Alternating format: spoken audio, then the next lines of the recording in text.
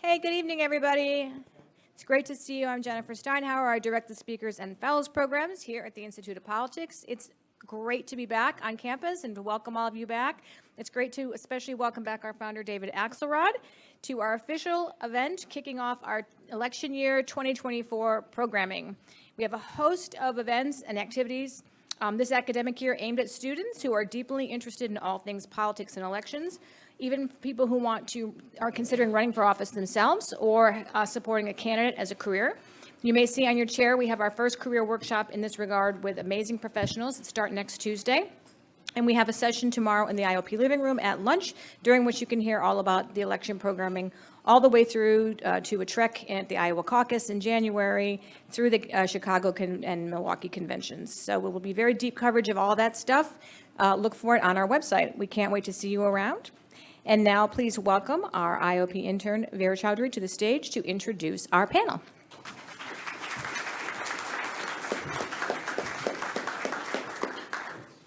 Good evening, everyone. Welcome to the IOP Speaker Series and tonight's election preview event. I'm Vera Chowdhury, a Speaker Series intern at the IOP, a sophomore studying economics and public policy in the college, and a DC area native. I am so excited to announce our 4 panelists tonight and our very own David Axelrod to moderate tonight's event. David Axelrod, one of 3 Davids tonight, is the founding director of the UChicago Institute of Politics, and nowadays you can find him across the Midway, where he serves as a distinguished fellow at the Harris School of Public Policy. Previously, he worked with former President Obama as the chief strategist for his presidential campaigns and as a senior advisor to the president. Susan Davis is a political correspondent for NPR and co-host of the NPR Politics podcast, which I know I am an avid listener of, and if you're here, I'm sure you are too. She's been covering elections and politics for outlets including USA Today and the Wall Street Journal since 2002. Next up is New York Times columnist David French. Before joining the New York Times opinion section, he worked as a senior editor at The Dispatch and has argued high-profile religious liberty cases as a former attorney. Former Representative Bakari Sellers, who is on his way, not here yet, but will be joining us very soon, is an attorney, political commentator, and former politician. He served in the House of Representatives from 2006 to 2014 for South Carolina's 90th District. And last, but certainly not least, is Dave Wasserman, senior editor and elections analyst for the Cook Political Report. Dave, who we were lucky to have as a former IOP Pritzker Fellow in 2019, is widely recognized as one of the top election forecasters in the country and regularly covers Congress and redistricting developments. I know I have been looking forward to this event for weeks, and I can't wait to hear what each of our panelists has to share. We also have some other exciting Speaker Series events coming up. Next week, we have 2. On Tuesday, October 10th, Governor Pritzker will be discussing progressive governorship at International House.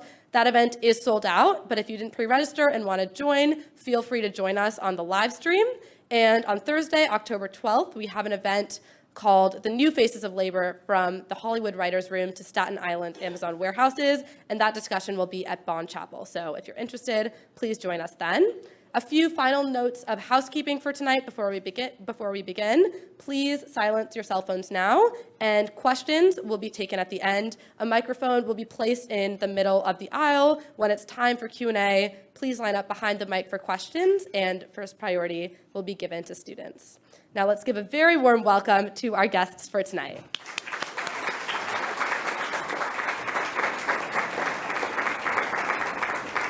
Thanks, Vera, for that and for using my White Sox tickets on the last weekend when nobody else would go to the ballpark. So I appreciate that. Good to be with all of you guys. Hopefully Bakari will join. I'll save all the really hard questions for him.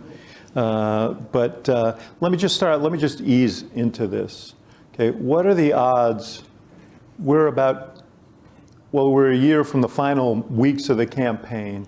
What are the odds that a year from now we're looking at a race between an incumbent president who would be closer to 90 than 80 at the end of his term, and a Republican nominee who is a convicted felon and convicted of conspiring to overturn the last election illegally?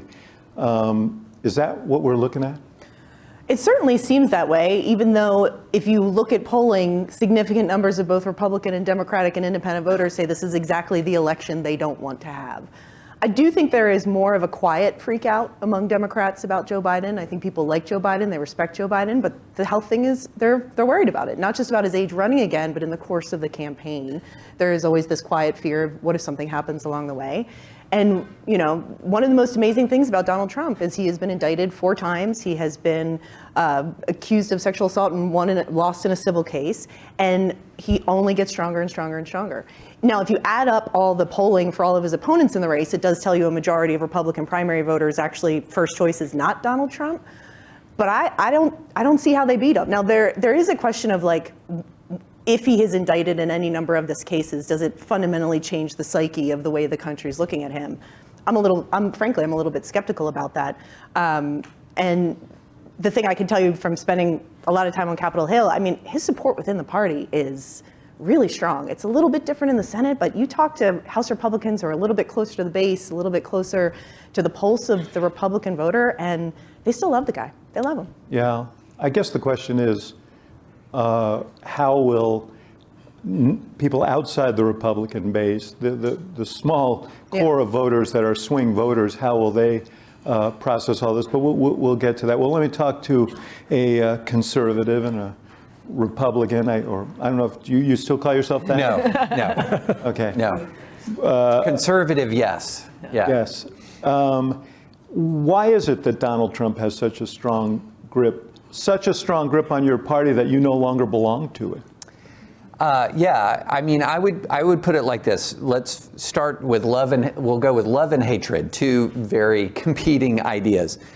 I don't think people realize the extent to which Donald Trump bonded himself to the Republican base when he defeated Hillary Clinton. So I saw it with my own eyes. I live in very, very, very red part of the country. And there were a lot of folks who on election night 2016 were deeply depressed. They didn't want to have Donald Trump as their standard bearer. They were looking to Hillary Clinton, who some of them had been disliking for, at that point, a quarter century almost, being the president. Lots of practice. Yeah. Lots of practice. She was the last person they wanted to see be president of the United States. And they thought they were facing that Clinton presidency, and then Trump wins. And I watched this mood change sweep over friends and neighbors, almost unlike anything I'd ever seen. They bonded to him. And then when the Russia investigation started, they began to look at it as if he won and now they're after him, right? And so that's where the hate comes in. The people they dislike the most, the forces that they dislike the most, in their view, began this campaign of persecution. And so at some point, it passed from, well, I'm for Donald Trump because of judges, or I'm for Donald Trump because of taxes or whatever. And it turned into, F you, I'm for Donald Trump. And then when a Mueller report comes out that details all kinds of bad stuff, or then when you have the first impeachment, or when you have all of these things, you have the unbelievably erratic handling of the COVID pandemic. And you go back to people and you say, now, still, after this? And they were like, what part of F you, I'm voting for Donald Trump is unclear to you? Well, maybe if they spelled it out. Yeah. Well, this is a sophisticated gathering, so I don't want to spell it all out. But it was at that point, it just cemented, and to such a degree that I think one of the most disturbing things I've seen was in the days after January 6th. If you looked at polling of Republicans, there was some slight dip, and Nate Silver put this out, a couple of years ago, slight decrease, but 2 people plunged after January 6th, Mitch McConnell and Mike Pence, because they were seen as not with Trump. And so at that point, you're just saying to anyone who says, well, maybe the next indictment will do it. I mean, maybe. Asked and answered. A comet could hit the planet, maybe, but no, it's baked in at this point. Dave Wasserman, you've patrolled the Congress for some time. You are kind of deep into the precincts of our country. I'm sure what David just said is familiar to you. You've probably watched the metamorphosis of Republican members of Congress over time. You agree that the core support for him is very, very strong. Yeah, and it's like a third, where you have a third of Republican members who are true believers. You've got a third that are not true believers at all, and then you've got a third that are kind of pretending publicly but aren't privately. When anyone asks me about 2024, I feel like I almost need to apologize that they've hired a political analyst to come here, because what you really need is a gerontologist and a legal procedure expert.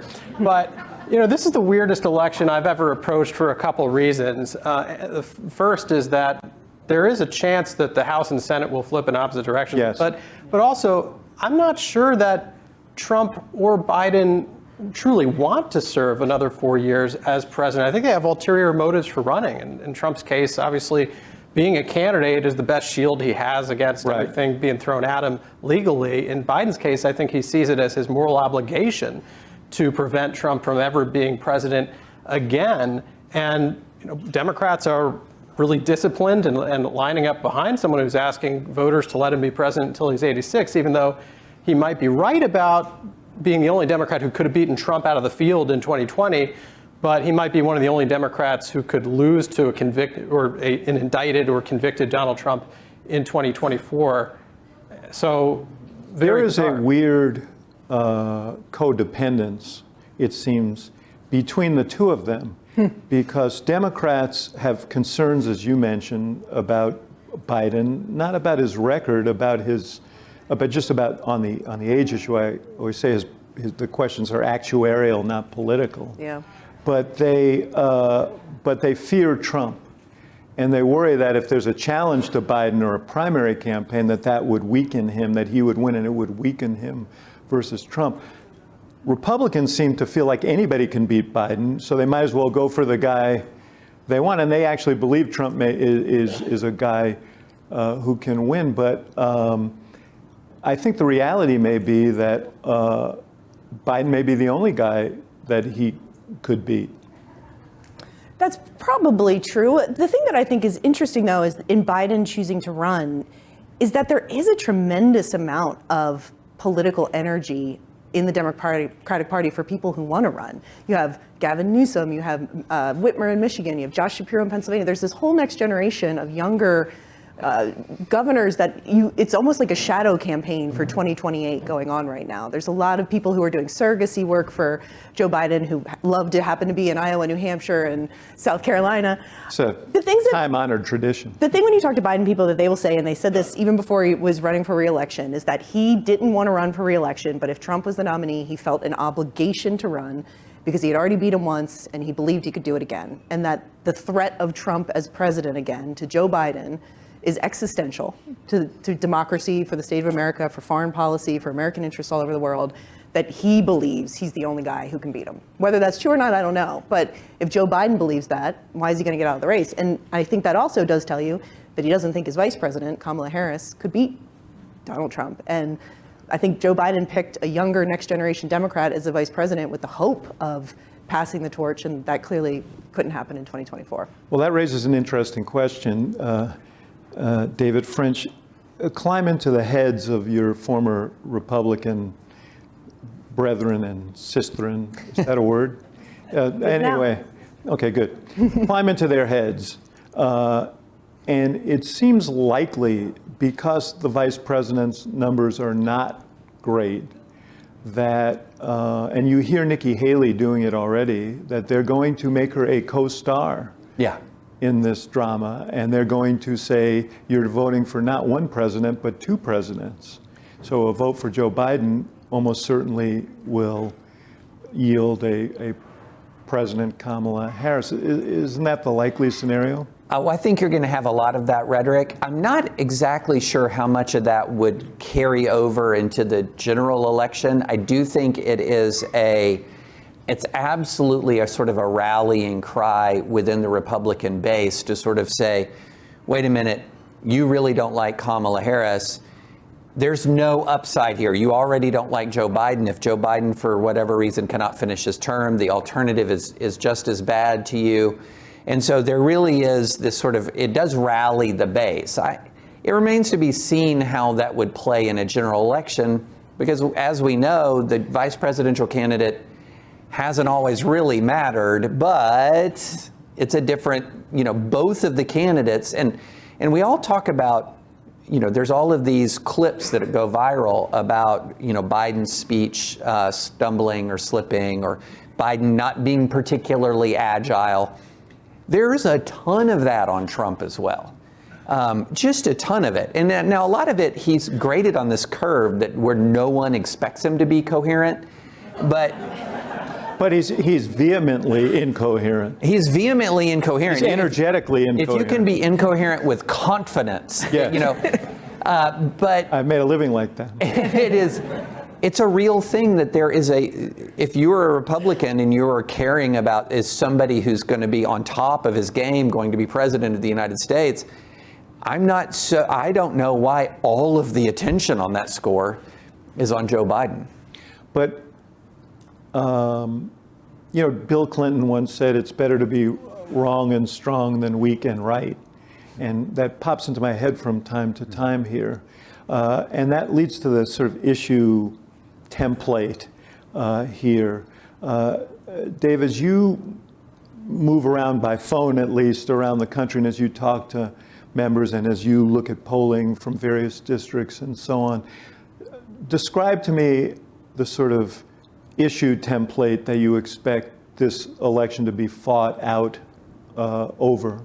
Yeah, I look at it as kind of layers of the electorate, right? You've got Democrats who are riding some confidence out of the midterms because they were able to litigate abortion in January 6th.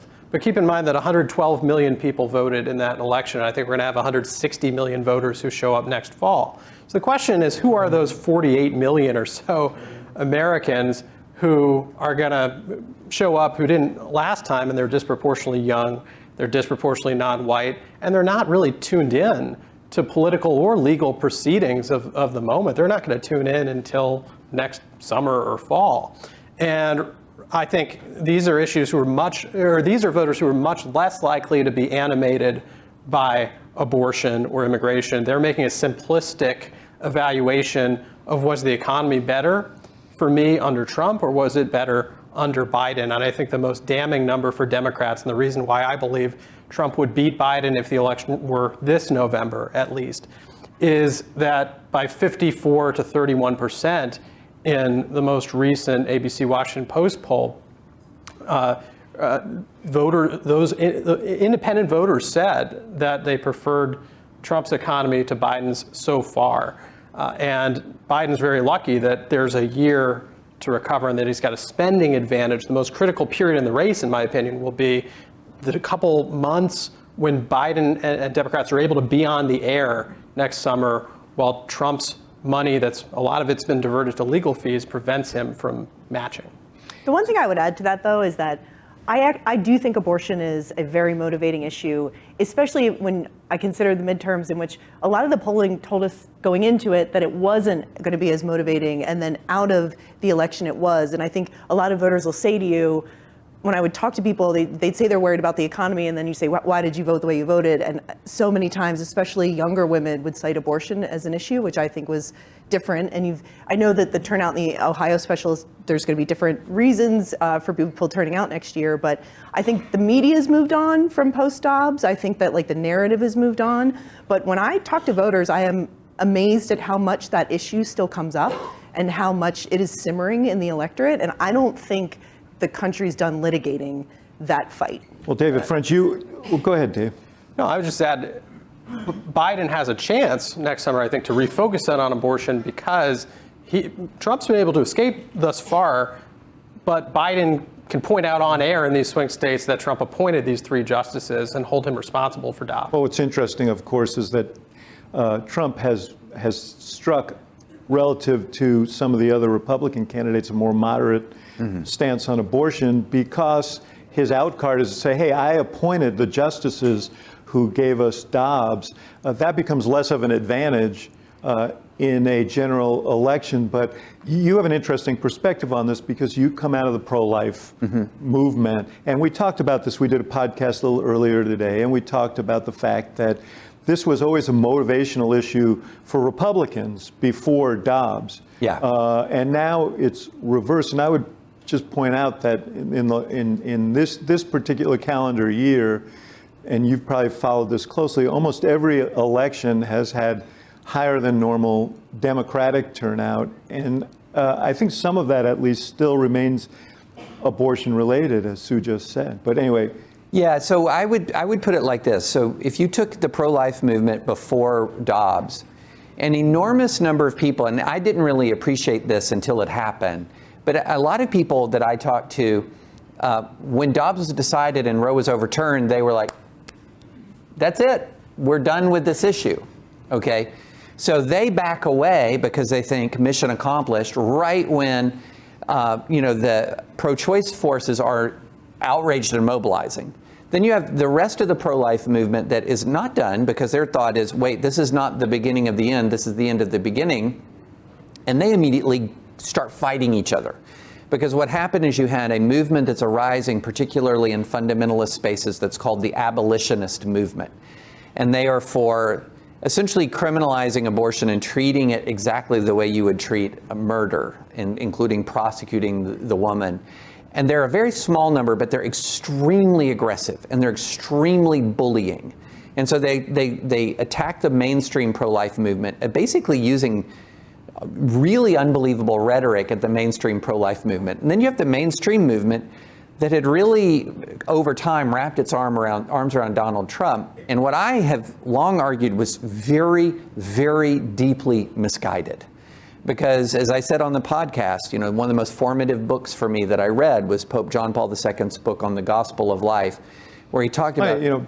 Trump said the same thing. Yeah, I'm sure. The only thing we had in common, no. So Pope John Paul II wrote that the foundation of the pro-life movement is the incalculable worth of every human being, the incalculable worth of every human being. So if that is a foundational value, you cannot ally with hatred. That is fundamentally contradictory to the core ethos. And so people are not dumb. They look at a movement that allies itself with hatred, and it starts to undercut a core fundamental value. And I wrote about this in the Times. I said, you can, under that formulation, you can win a legal battle, Dobbs, but you can lose on the issue maybe permanently or semi-permanently because you literally decided that the ends were going to justify the means, and the rest of America says no thank you to that. I want to get back to the sort of issue template, but on the economy, what's interesting is you look at polling and Biden's ratings on, if you ask about the economy and jobs, is about the same as his overall job performance. When you ask about inflation and prices, it is about 8 to 10 points lower. So he's been running ads touting his economic achievements, and it's, I would guess they've spent $25 or $30 million on those ads, and his numbers have not gone up. In fact, arguably they've gone down, maybe for other reasons. Is there a recognition, you think, that they need to change up their strategy? Yeah, I mean, one of the ironies about the economy is there's a disconnect between the way it actually is and the way people feel about it. In so many measures, the economy is actually doing really well right now, and Biden does have a story to tell. We're not in a recession, inflation is cooled, unemployment's low, almost at historical lows. That's a story. But, inflation matters more. Most people are not hyper invested in the economy. You feel the economy in your grocery bills, when you want to try and buy or sell a house, when you want to try and buy or sell a car. Grocery store, yeah. People are strapped. And I think that what the unemployment rate is quite different than if your grocery bill is up $250 this month and you can't buy the house you wanted because interest rates are now at 5%. And, so I don't, and he can't It's fix dangerous, that. I can tell you from personal experience, to try and jawbone people into feeling better. Yes. Either they do or they don't. And if they don't, then you have to find ways to recast the economic argument. We were faced with that in 2012. Sure. They're going to have to do that as well. But let me continue on this on issue template, because we kind of tend to say, well, what issues are going to be important? But it's not really issues that win elections, but sort of narratives. And the narrative that Republicans are going to run against Biden is that he's old and addled, that things are out of control and he's not in command. The narrative that Democrats are going to run is that Trump's out of control and things will be more chaotic and more,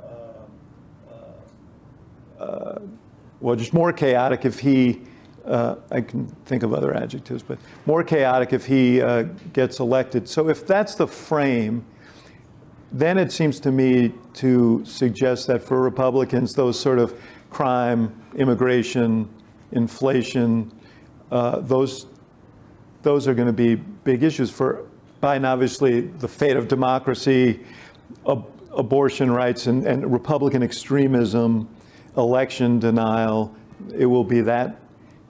Are there things that I'm missing here? Ukraine.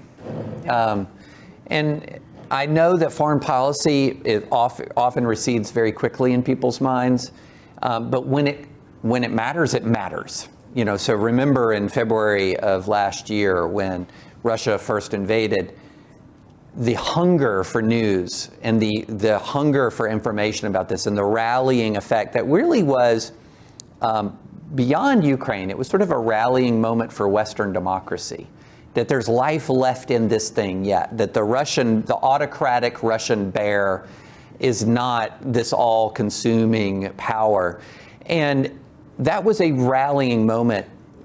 Here's what I'm worried about. I'm worried about a deflating moment.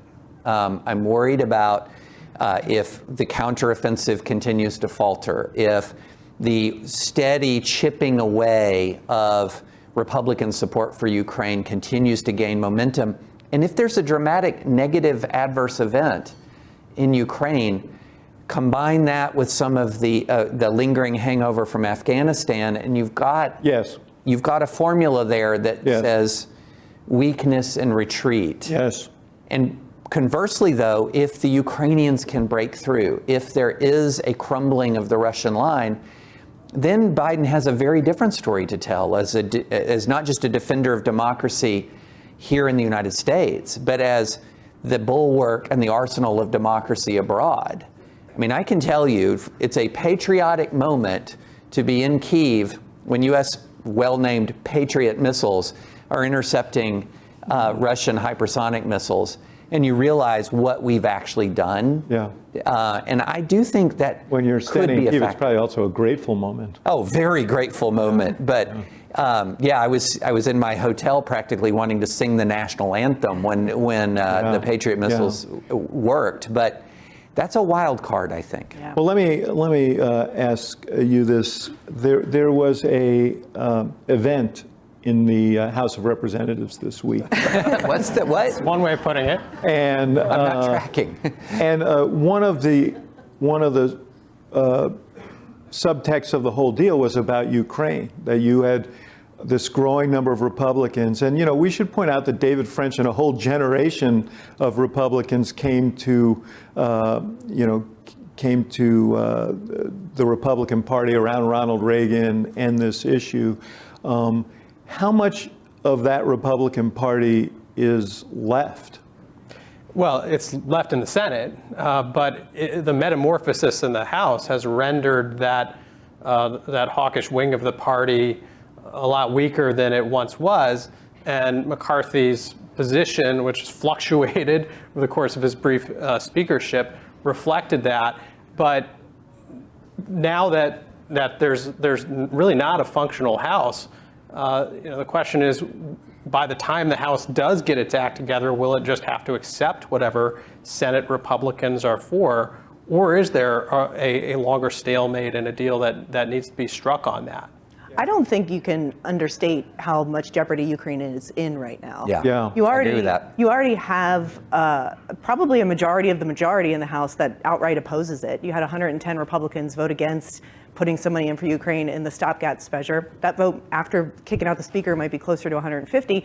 And I kind of made a joke this week that Biden better get ready to build Trump's wall if he wants that Ukraine money. Yeah, and he heard it. He didn't think it was a joke. And notably, they're starting to turn to the border. And I think that it is now in a position where it could almost be a conditional in the speaker's race to commit to not bringing Ukraine to the floor. And if they're going to get it, they're going to need a pound of flesh. And I think the Biden administration has to be prepared to do something they don't want to do or a policy they don't support, because I don't actually think the set point of the Republican conference right now cares about Ukraine or if it does raise the question.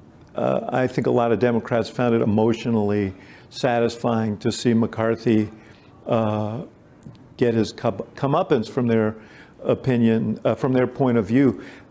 But, you know, in the full blush of time, the question is, would they have had a better chance, would Biden have had a better chance to get Ukraine funding and some other things that he wanted if he had a weakened McCarthy who was dependent on Democrats still in the speaker's spot, knowing that Gates was going to continue in introducing these resolutions and McCarthy would be in a weakened state. I don't know. And I just really want to drill down on this. This is a world historic moment here in Eastern Europe.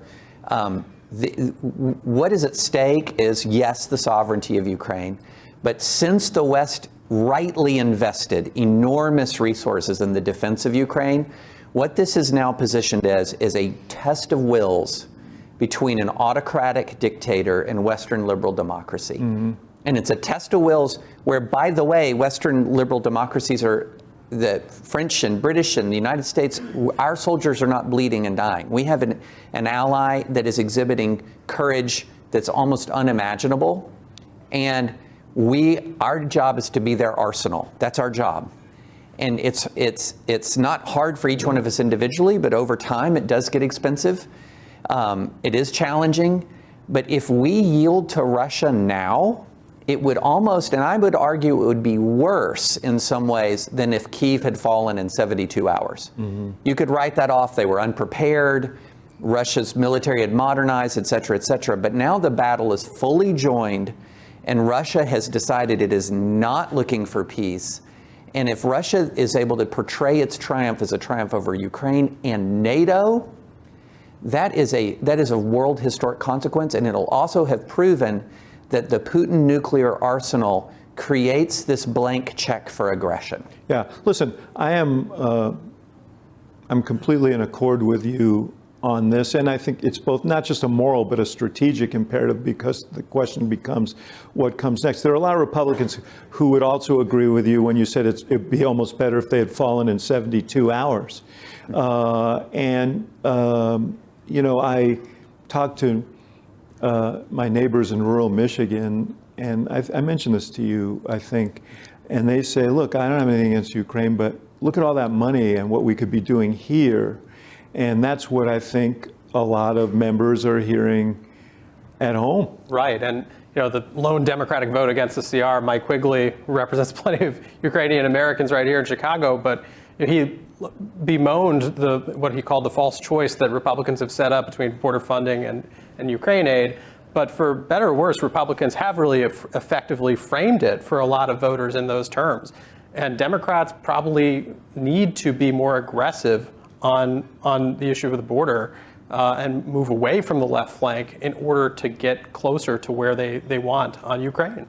I think it's fair to say that other than these people sitting in this room now who are attentive students of American politics, Vladimir Putin is watching this election as closely as anyone and betting on American will crumbling, and that's what he's holding out for. But let me get back to more hackish, more hackish subjects.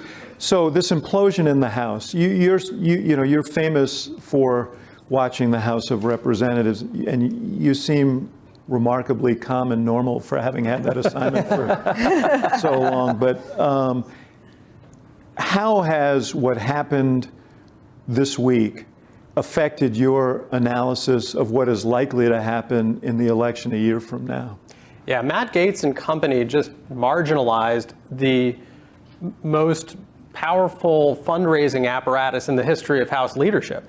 Instead of crisscrossing the country and raising millions from well-heeled donors for the Congressional Leadership Fund, McCarthy's super PAC, and recruiting 5-star candidates. Now McCarthy has to decide whether he's going to file to run for re-election in California by December 8th. And to the extent he's raising money, it may be to beat those guys. Right, and in the last cycle, he raised $260 million just for the super PAC and countless millions more that he transferred to the NRCC. Now, what's he going to do with the money that CLF has raised? Is it inherited by whoever becomes the next Republican speaker, if there is one anytime soon? Or can McCarthy direct that towards retribution in primaries? Keep in mind that one of the deals he struck to get the job in the first place, the motion to vacate probably being the dumbest one, but one of them was that he would stay out of competitive red seat primaries. Now, in his words, he's a free agent. So this could get really interesting as far as who we see emerge when you have these proxy wars district to district. And that certainly adds to and Donald Trump is sort of in the middle of it because a lot of these representatives take their cues from him. This is going to be chaos on his ledger, but you believe this endangers the House is closely. It was already, pretty severely endangered. Democrats only need 5 seats for the majority. You've got 18 Republicans in Biden districts, only 5 Democrats in Trump districts. It's going to come down to a game of inches with what happens in redistricting. We already know about Alabama, North Carolina. We're probably going to see some Republican gains. Big question is whether Hakeem Jeffries is successful in his bid to muscle through a new gerrymander in New York that State, could give Democrats 4 or 5 additional seats there.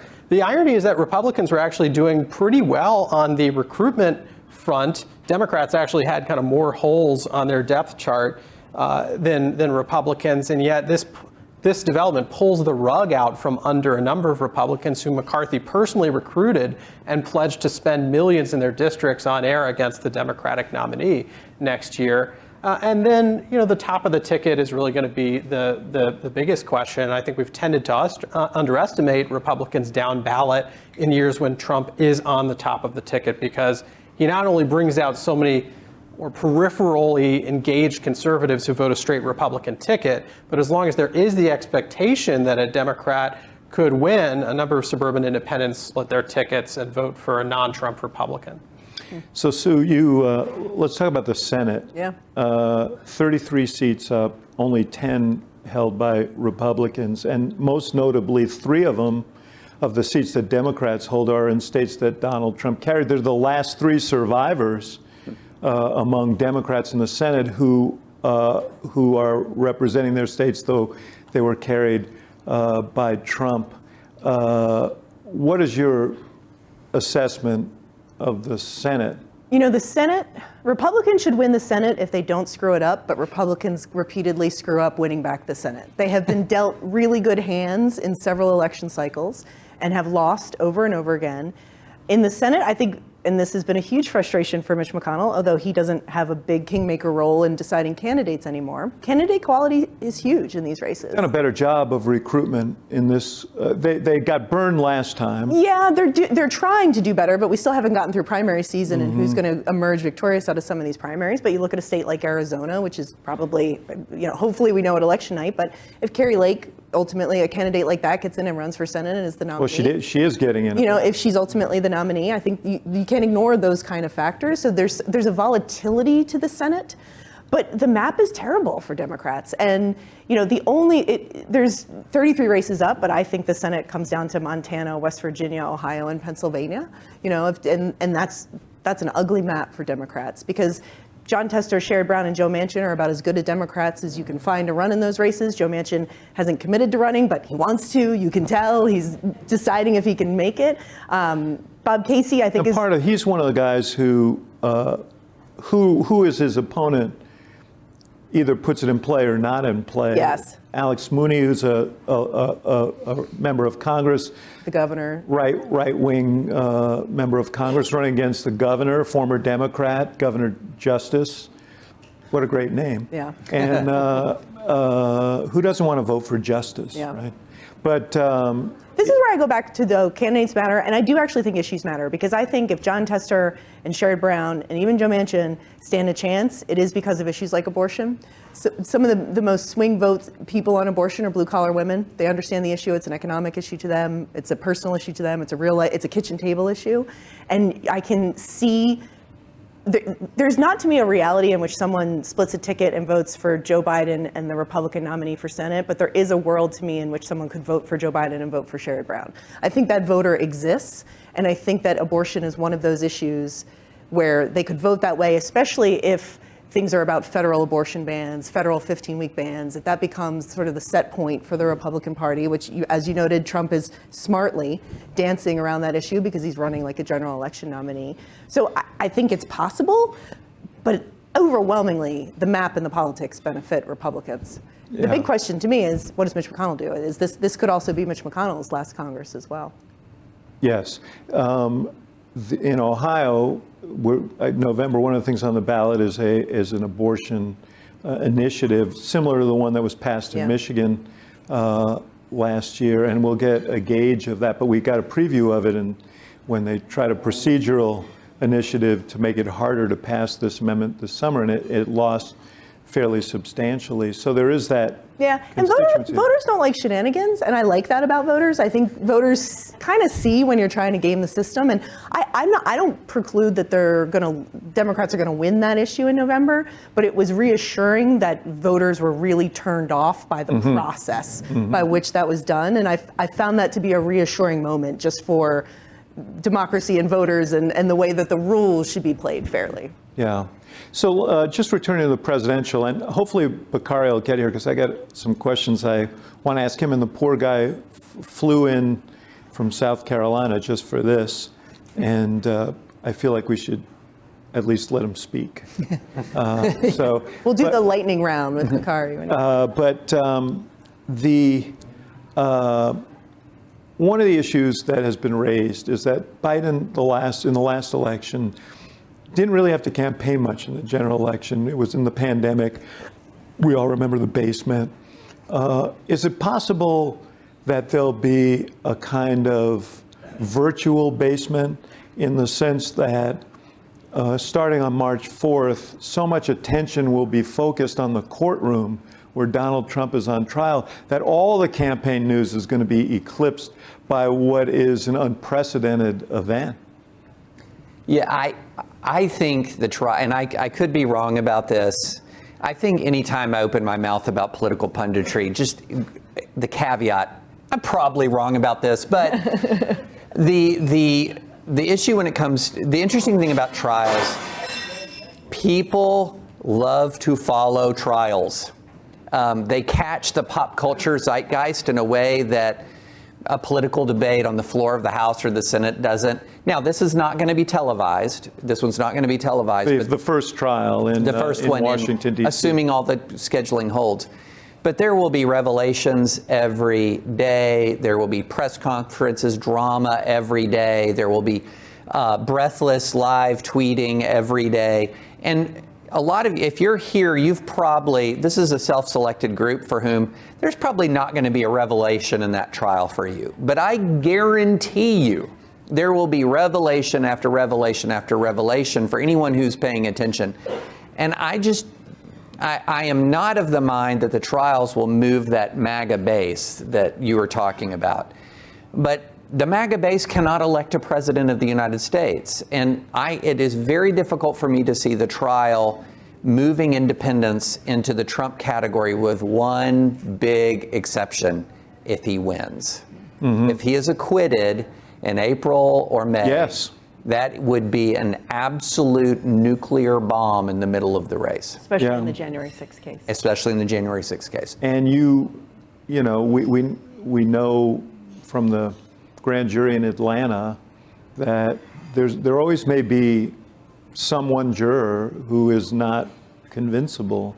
Less likely in D.C. probably, but that's probably one of the reasons why they wanted to move forward on that case. But my point is this: whatever happens, at least in the near term, that's where eyes are going to be focused, and Donald Trump is going to insist on it. We've seen him in the last week at his civil trial in New York, and he intends to campaign from the courthouse steps for the reason that you said. At least in these primary campaigns, he's, this is not kryptonite. These are battery packs for him. So, but might that be an advantage for Biden in that sense?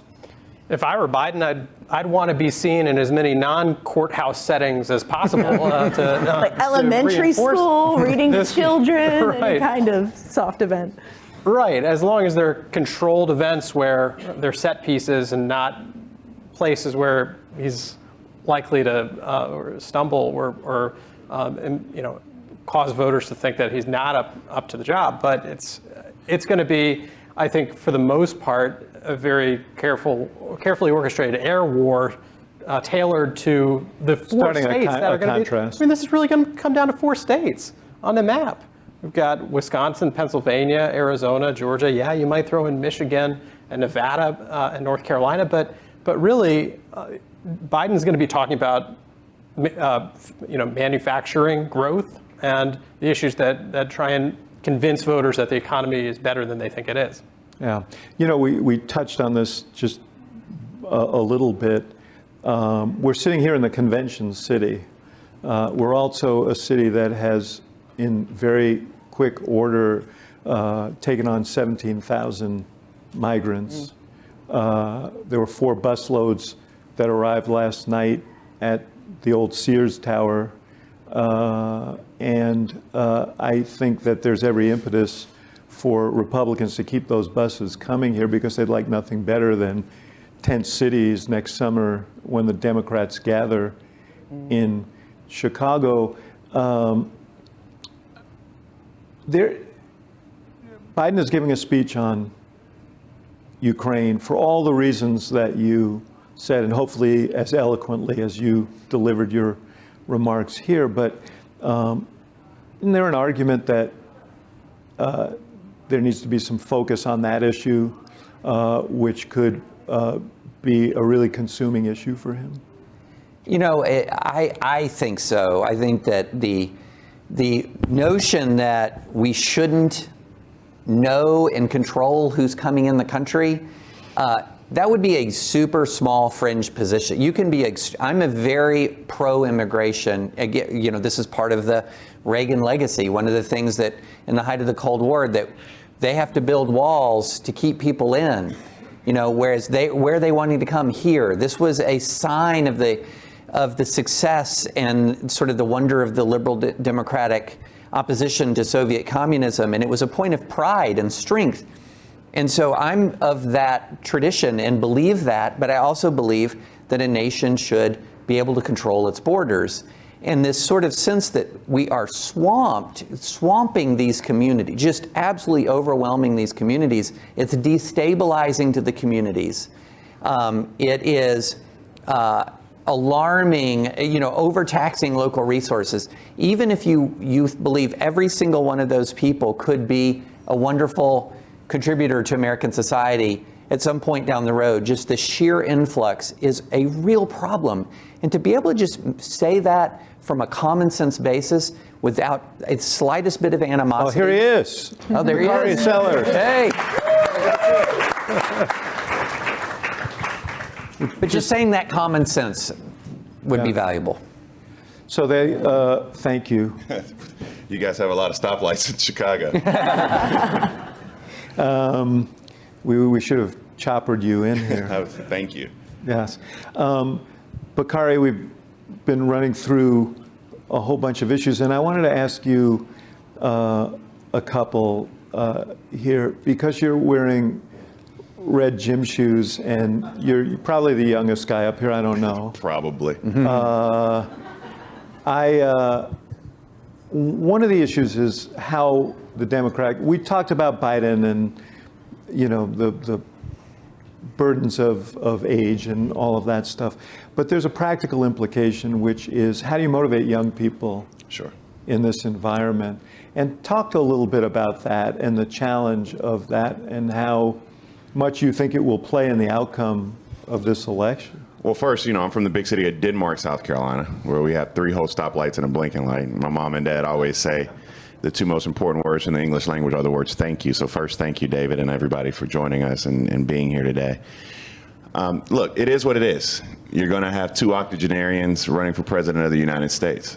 It's Joe Biden versus Donald Trump. I don't think there's any way around it. I think everybody understands. A near octogenarian. Yes. Close enough. We round up. And so I think Republicans ceded any advantage they had when it came to an argument about age, when it came to an argument about vitality, when it came to any of these arguments by nominating Donald Trump. They gave that, fresh vision. I mean, if they nominated Nikki Haley or Ron DeSantis and you had black and white photos of Joe Biden versus whomever their young candidate would be, generational change, then they would have that argument.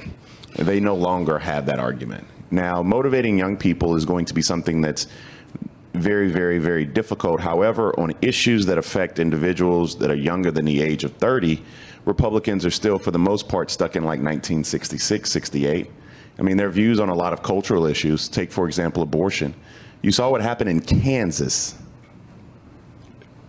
Kansas.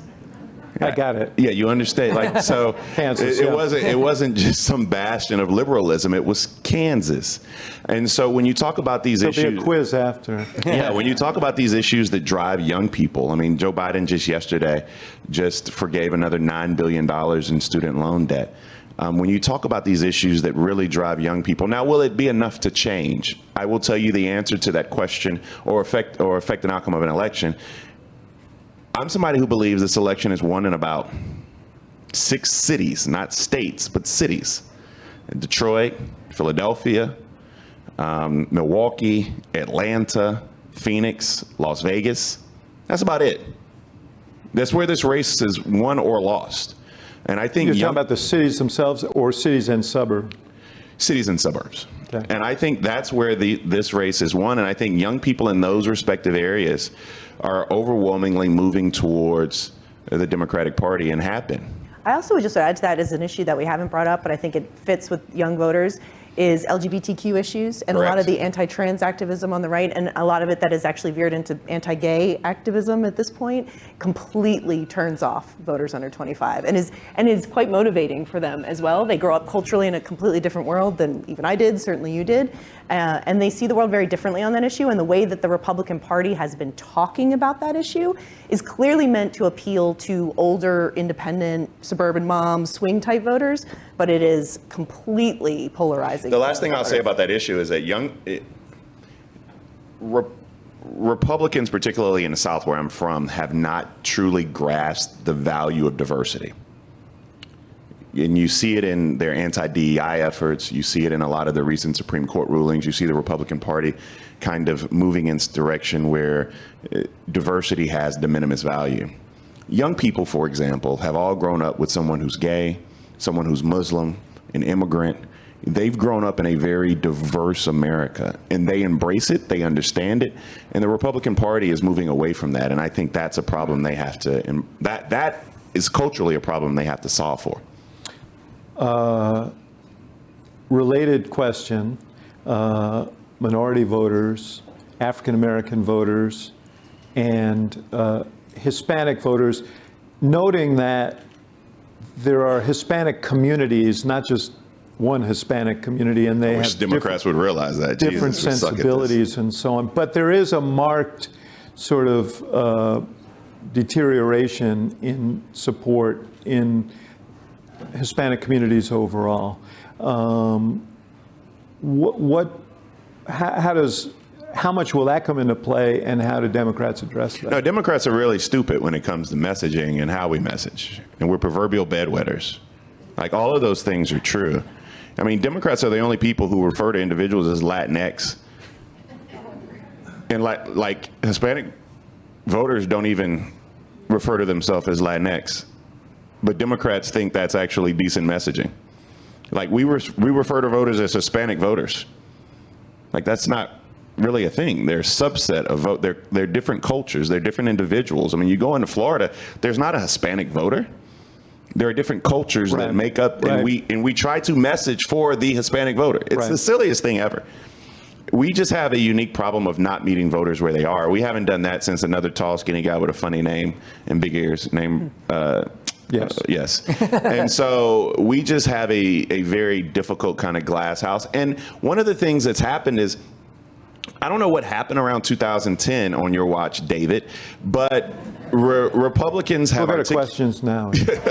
Republicans have articulated and branded Democrats extremely well, and it's stuck. Like this liberal, we're no longer the party of the working class, right? Oh, wait a second. Let me ask you a question about that. And yes, I thought we were taking, I wasn't, yeah. No, we are going to take questions. But how is that a problem of messaging, or is it a real problem? Is it a problem that the Democratic Party has become more of a college-educated, cosmopolitan party and has lost its ability to talk effectively to small town and rural voters? Well, we have the accomplishments to do that. Yeah, well, that doesn't answer the question. But the question, I answered what question I wanted to answer. Thing. Okay. So, I think, for example, I appreciate the biggest con in American political history was somebody who uses the bathroom on golden toilets, convincing working class people that he speaks for them. I mean, that is one of the biggest cons in American political history. And when we look back and study it, it's going to be something that is amazing. I mean, there is a great deal of working class messaging that sounds like Bernie Sanders and Donald Trump. Go ahead. And yet he's scoring higher on cares about people like me, right? Yeah, and it's fascinating. So, young people and voters of color may see the Republican Party and Trump as retrograde on a variety of wedge social issues, LGBT, trans rights. But in the polling that we've seen, we can't gloss over it, Biden's margin among non-white voters and the kinds of, particularly among the voters who did not show up in the midterms but will show up next year, he's taken a big hit from where he was in 2020, and that's been backed up by the hard numbers that we saw in Virginia, in California, in New York, where we did see real erosion. And Trump being an ideological cipher has been helpful. On one hand, it's amazing he still has this iron grip on conservative Republicans and the Republican primary electorate, because he's a genuine conservative Republican in the same sense that Outback Steakhouse is an authentic Australian restaurant. Wait. Outback doesn't deserve that. But I don't think the peripherally engaged voter is concerned that he is ideologically flexible. Mm-hmm. One thing about Hispanic voters has not been mentioned yet: religion. Mm-hmm. Big percentages of Hispanic voters are Pentecostal. Okay, a lot of people don't realize this. Huge percentage of fast growing in South America. Yes. And so a lot of Hispanic voters are Pentecostal, and they feel a bond with white evangelical or white Pentecostal neighbors and friends. And so there's this cultural bond related to religion. And the Democrats have this interesting challenge. They have a big God gap because they have both the most secular segment of the American voting public and one or two of the most religious voting segments in the same party. So it's called diversity. Yeah. So the two highest church-attending populations in the U.S. besides Mormons, who beat us all, are white evangelicals and black Democrats. Okay.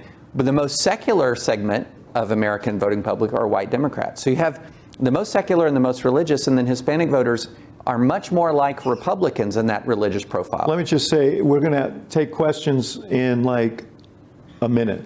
So the people should line up behind that microphone, and particularly people who actually qualify as a young voter, and so that someone who's actually qualified about that could talk about that.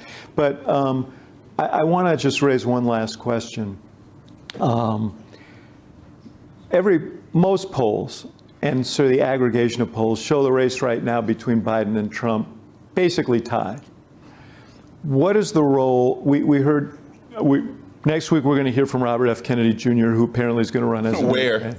He's coming here? No, not here. Oh. No, I don't know where he's coming. You'll be gone by then, don't worry. And we know that Cornel West is running on the Green Party line. We don't know what the No Labels Party is going to do, but they're qualifying in some key states, and they say they're going to run a candidate. What is the implication for this race of these third-party candidates and Joe Biden had a clear shot at Donald Trump 4 years ago. Basically, there wasn't a whole lot of third-party or independent action.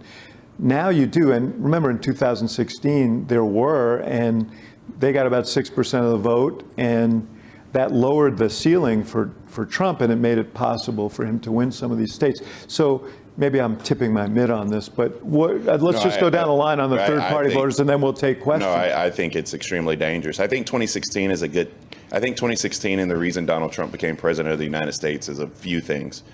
One was post-nightclub shooting. And people are like, what are you talking about? Well, people forget that the day post happened, Hillary Clinton was supposed to campaign at the University of Wisconsin, Green Bay with Barack Obama. Post happened. They never went back to Wisconsin. They lost Wisconsin by this much. And the Green Party candidate got more votes in the margin. Correct. And so Jill Stein is number 2. And Comey 11 days out, I will never forgive Jill Comey. But Jill Stein makes the third thing. And I think Robert F. Kennedy is like an apple that like fell off the tree, rolled off the orchard, went across a highway, and ended up in a pond, right? He is completely different from the rest of them. But Cornel West is a problem. Because Cornel West in those cities that I say that matter is going to siphon black voters, particularly black male voters. And on campuses. And on campuses. And nothing he says is, I think I have a problem with some of his anti-intellectualism, and that's bold to say for Cornel West. That's a whole nother discussion. We can talk about it on the side. But I think he's extremely dangerous to Joe Biden, more so than Robert F. Kennedy will be advantageous to Joe Biden. Really quick from you guys, and then let's go. Yeah, I mean, even though this is technically a rematch of 20, I think it has more in common with 16 because of the deep dissatisfaction among the electorate for both candidates that lifts up the third party. People forget that a tie in the polls is a Republican Electoral College win. What he said. I would only add to the point I made earlier. I think voters are attuned to hijinks, and I think that the contrast between Donald Trump and Joe Biden and what they're projecting and where they want to take the country is so stark that I think people are more skeptical of taking their vote and giving it to a third party when an election feels as existential as 2024 is likely to feel to people. Cool. So we have a variety of views here. Videotape. We can figure out in a year who was right. I'll be wrong. I know that. Go ahead. Please give us your name and your question, and just remember that the question ends with a question mark. For sure. So hi, I'm Zach. I'm a 4th year in the college, and forgive me if this is a naive question, but I was watching the Republican debate last week, and I saw that everybody except Chris Christie and Asa Hutchinson basically seem to be supporting Trump in some significant way. So again, it might be naive, but like, why is that happening? Just as an observer. Yeah. Go ahead. Because the short answer is Republican voters really like Donald Trump. And if you are seen as somebody who doesn't at least like him enough to support him and ultimately vote for him, I think a lot of, say, the Nikki Haley's of the world will say, the cost of me raising my hand or not raising my hand may be fatal to my chances. Now, that's a weird thing to say when you're at 7%. You know, that this is a weird dynamic in the Republican primary right now. These guys are putting out emails, and I get a momentum in the polls from 5 to 7%, right? So they're making a calculation that I think doesn't speak well for them at all. But that's the calculation. Republicans like Donald Trump, and if I'm seen as not liking Donald Trump, I can't get this nomination. And also fatal for my chance of being selected on the ticket, Well, which is a valuable spot. and maybe fatal for 28 if you don't make it here, Nikki Haley being 51, for example. Yeah. But anyway, next question. I'm Vera, a 2nd year in the college, back again.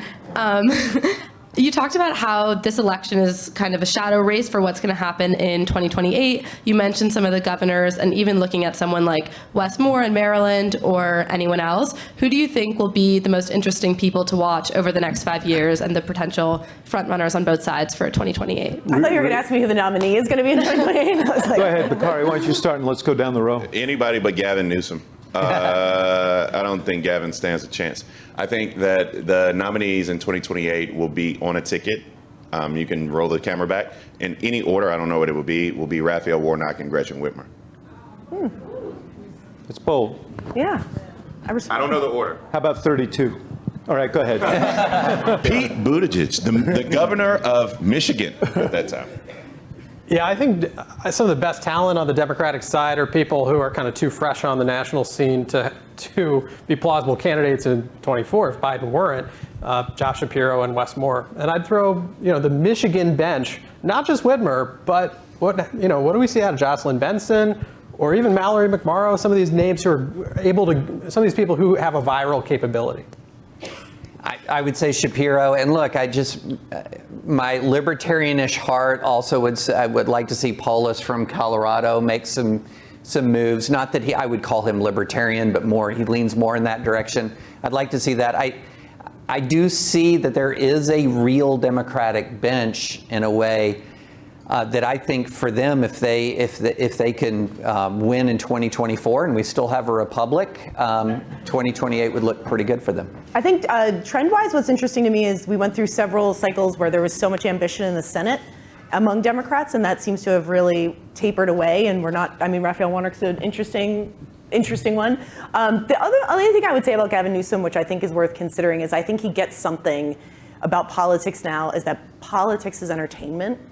And he is running like an entertaining candidate. And I think doing things like going on Sean Hannity and debating with Ron DeSantis and going into those sort of reality TV-ification of politics, maybe it's a dumb bet, but it could also be a really smart bet too. One of the things just about presidential campaigns is they do test you. They're the world's most rigorous oral exams. And the better you do, the better you have to do. And so it's really hard to tell how people will stand up under that pressure. Right now, this is batting practice. So. But also, to everybody's point, I would push back and remind folk about the map. And that matters more than anything in the Democratic primary. Iowa and New Hampshire matter not nearly anything anymore. The first place you have to come is God's country, to South Carolina. And once you finish South Carolina, you got to go through the SEC primary. And what does that mean? My favorite statement, David, is that who chooses the Democratic nominee? My mama and her friends, right? So black women have to rock with you. And I love Polis. What does your mom think about Gavin Newsom? They don't. They think he has good hair, but that's about it. So I like your chances in 28. 32. Thank you. Go ahead. Hi, my name is Scott. I have a question about the use of data in television coverage of elections. I'm a big sports fan, and in the past decade, there's been like an explosion of the use of analytics in TV coverage of sports, and I think it's really bolstered the coverage.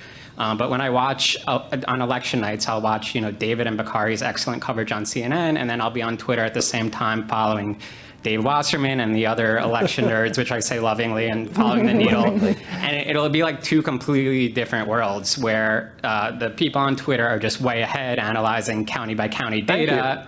Yeah, and really, and but it's true where people on Twitter will be clearly the election's pointing in one direction, and then maybe Dave will have seen enough, and then for hours after on television, the discussion will just be the votes that have come in, and they'll say it's too close to call.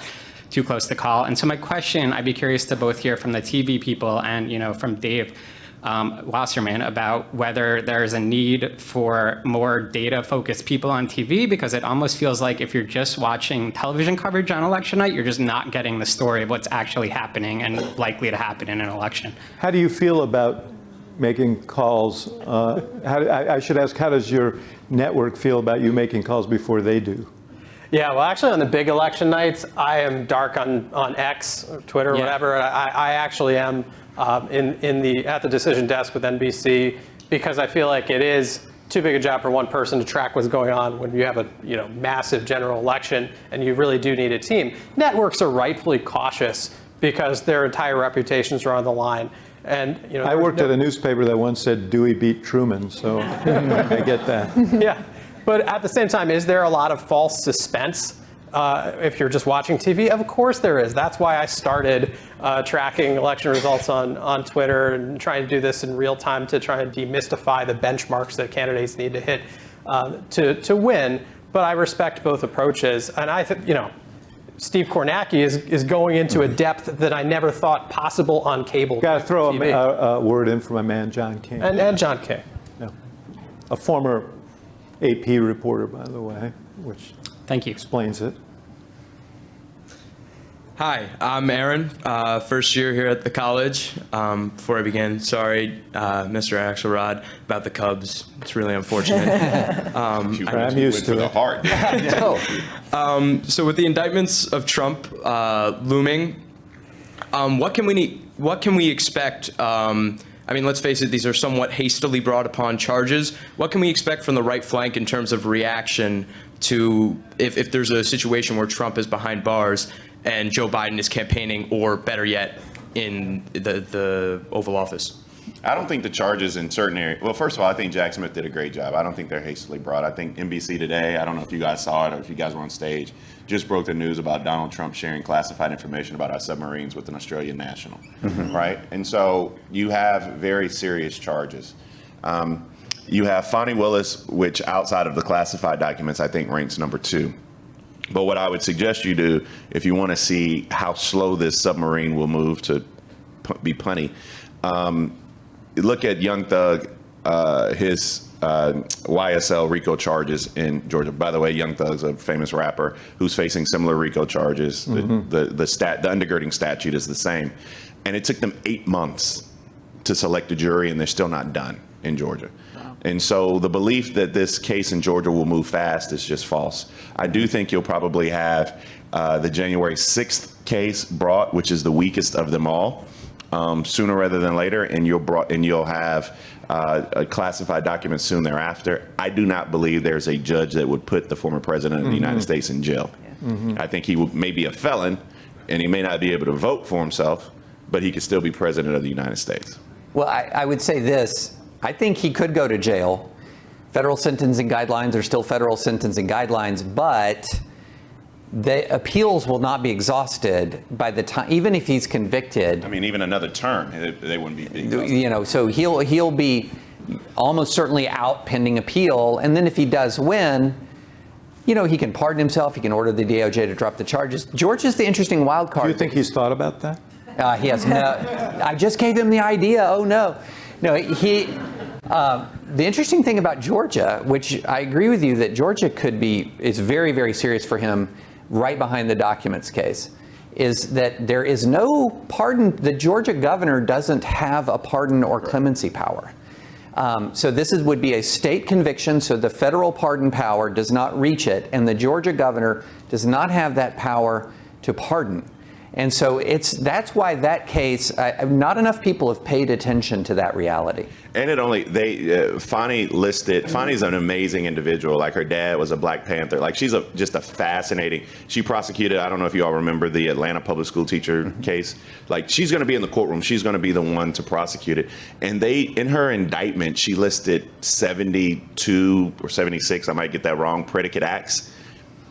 They only have to find that, the jury only has to find that he committed 2 of them.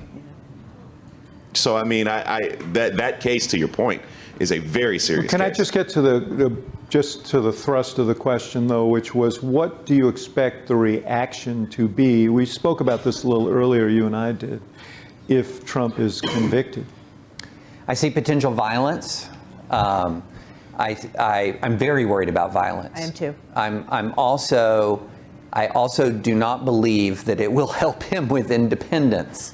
That there is this sort of view that says that some people are thinking, well, these are political prosecutions, and you would win that, right? If you're on, but no, if a jury comes back with a verdict after the public has been exposed to fact after fact after fact after fact, I am not convinced that that independence will still stay with him.